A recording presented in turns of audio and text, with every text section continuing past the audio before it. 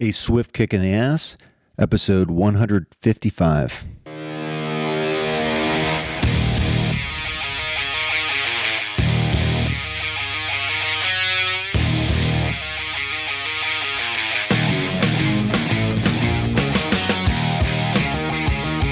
Life is challenging and difficult. No one gets out alive. Time to suck it up, Buttercup. Get ready for a monster-sized boot aimed to help you get traction on personal change and get living. I am John Curran, your host. Join me as I share my journey, exploring the forces that motivate us to change and help us get through whatever life throws at us. A swift kick in the ass. Life on your terms.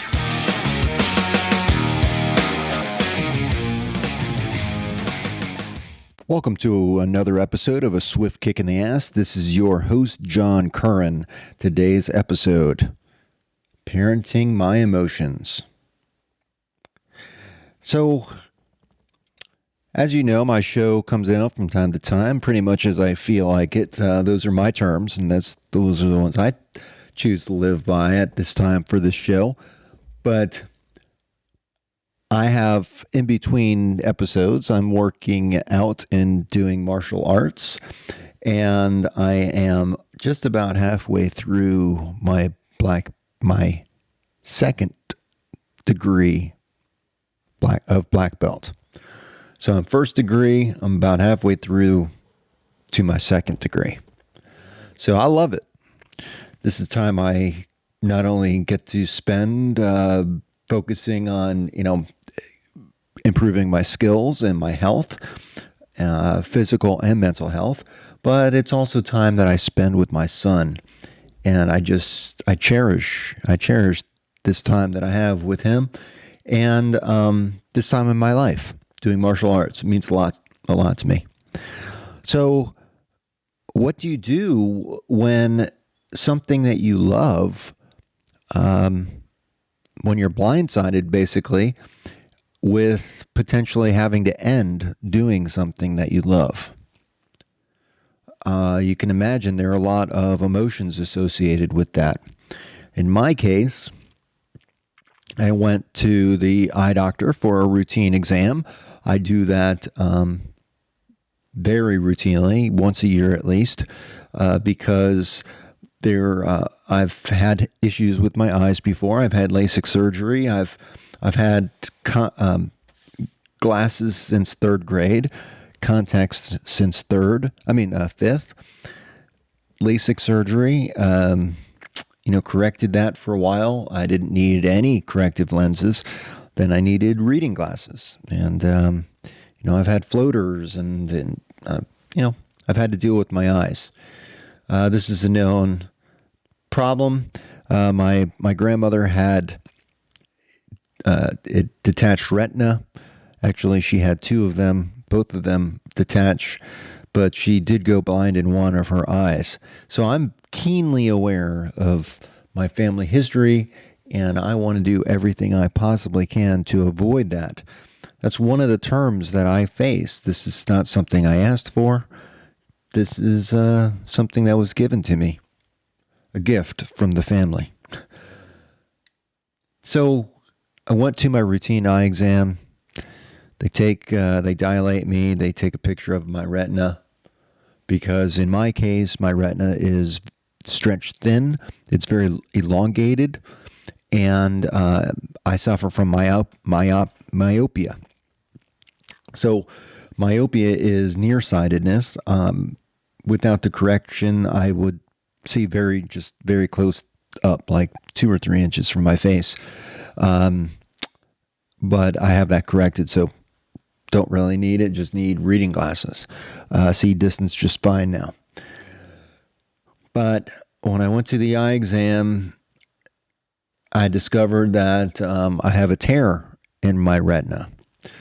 So when you are myopic and your retina is shaped strangely, you are prone to retinal detachment.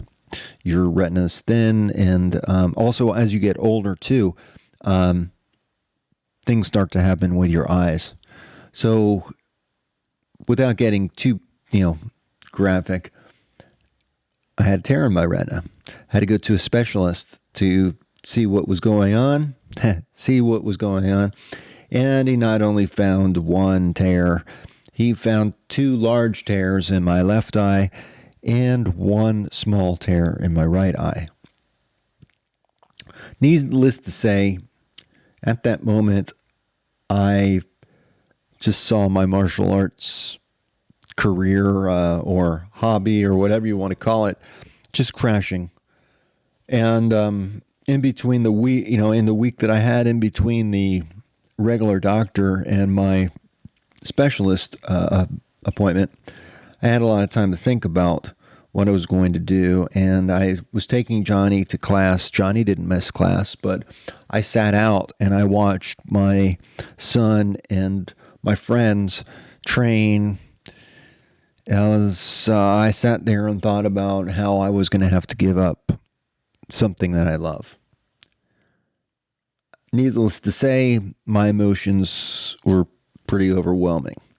And I learned that, what I've been learning the last couple of years through my martial arts training and my meditation is that I can, certain emotions feel a certain way.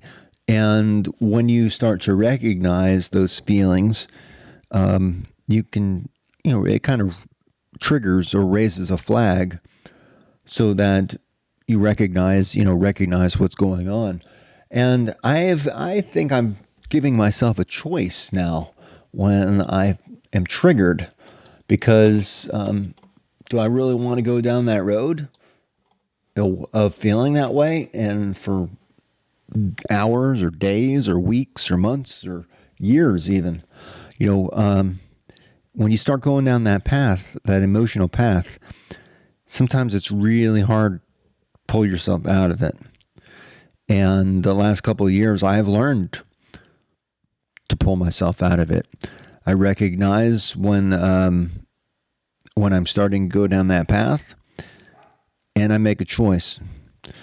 I'll use, for me, losing my sight, that's pretty emotional. Not everyone has to go through that. Not everyone has a family history. But I think one thing most people can empathize with are our pets. Many of us have pets. We have dogs and cats and hamsters and guinea pigs and ducks, and some of us have alligators. I don't. I think it would be kind of cool, but that's for another day. When I see a pet, a dog in particular, especially one that's sad or hurt, a hurt animal, my heart and my empathy is just at a very high level. And I'll actually start to feel really, really bad for that animal when there's nothing I can do to help that animal. And feeling bad doesn't change anything. It just makes me feel bad. So I've learned, that that's a big trigger for me. And I try to get out of it if I possibly can and not go down that road.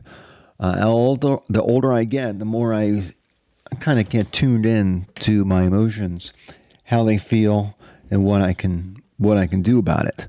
And to me, that's an adult way of looking at things. And I think that's what parents do. Parents kind of keep a watchful eye on what their children are doing, and they help keep them in line.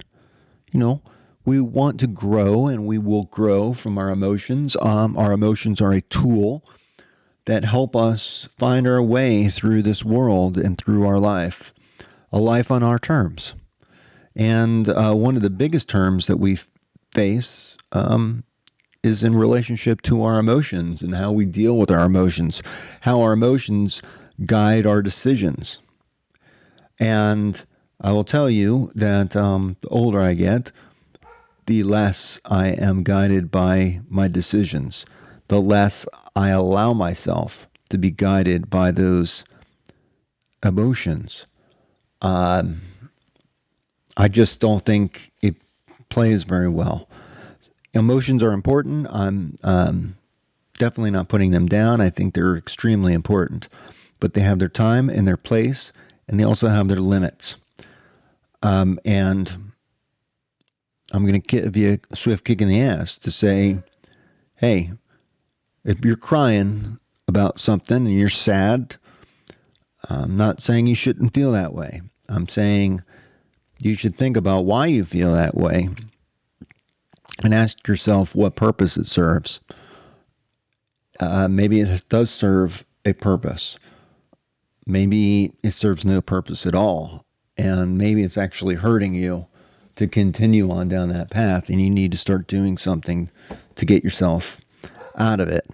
Now, as I sat there and started to wallow in my own pity about possibly losing my sight and having to go onto Amazon and pick out some cool eye patches, because I'm going to try, I'm going to adapt, and I'm going to try to make the best out of any situation that I'm in.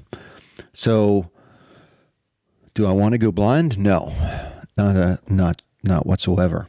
And I'm happy to say that my tears in my retina were fixed right there in the office. I am so appreciative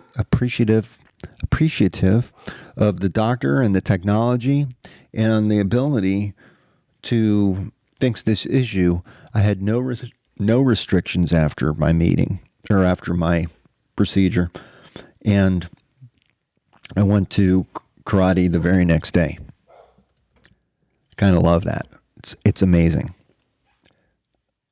So I would have been worrying, and I was thinking the worst, and there was no reason for it. So that's another reason why I was really glad that I parented my emotions, kept them in check, and tried to keep as grounded as I possibly could to realize that even though the possibility existed, it wasn't there just yet. It was not known. Not all the facts were in, and my doctor had actually said this was 100% curable, not to worry about it. But I did worry that it was going to impact my sport and my training. So I would have adapted. Had I needed to, I could maybe take some other type of form of martial arts that is non-combative. So I take away that risk of retinal detachment. I still do face it. I don't want to be hit in the eye. I don't want to be scratched in the eye. I don't want anything coming near my eye. But I need to learn how to defend myself. And I'm in the best shape of my life. I handle stress so much better. I'm much more focused. Physically, I'm doing great. Been working out all of these issues that I have, and I feel great. Why would I want to change that?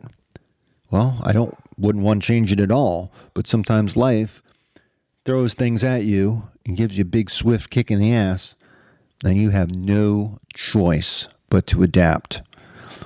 Well, you do have a choice. You can adapt, or you can just wallow in your own pity and cry like a helpless little wimpy baby who knows no better. But you hopefully are a grown adult who is capable of making their own decisions and doing what is best for them, so they get the most out of their life. And keep reminding yourself that these feelings that we have, they're temporary. They come and they go. But we can guide them, and we can allow them to kind of take over our lives, or we can kind of keep them in check. They're really just, it's a response to the situation, and your mind is searching for answers. So, we have a choice.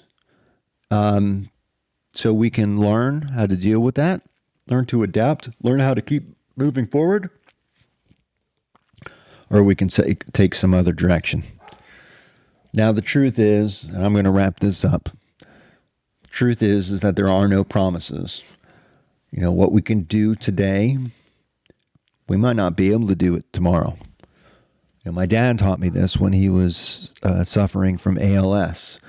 In the last days of his life, he wanted to continue to serve people, and his heart was set on serving people, and he was going to be useful up until the day he died. When he felt that he could no longer be a use or that he was a burden, he was ready to check out. And that's exactly what he did. So I love my dad. Learned a lot from him of what to do and what not to do, but I have to say that he handled his own ending, his own death. He handled that with such grace, and I hope when it's my time that I do the same. Life is full of change. Our jobs change. Our lives change. Health changes. People come in and out of our life. And, what we can do today, we might not be able to do tomorrow. But we might not have a choice in some of this. But we do have a choice in how we respond. And I remember back when Tommy died. That was a very difficult time in my life. Physically, I was in bad shape. Mentally, I was in bad shape. Just so many things were going wrong.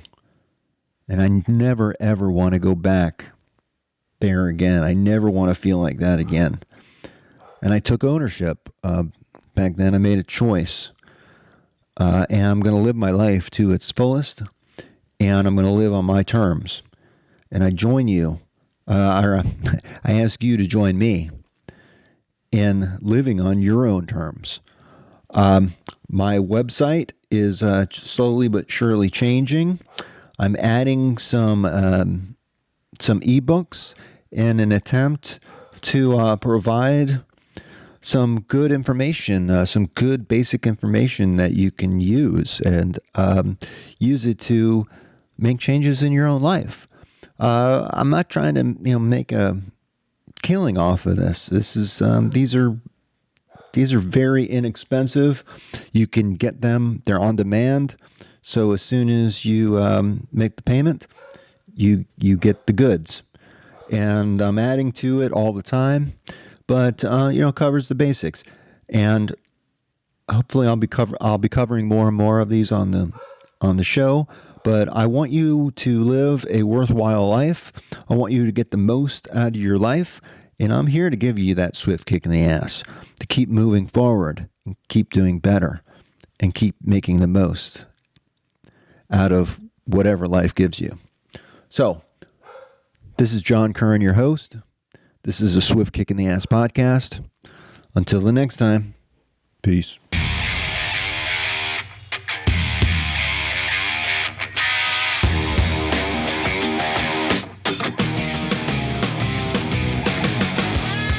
This marks the end of another episode of A Swift Kick in the Ass, placing it directly in the can.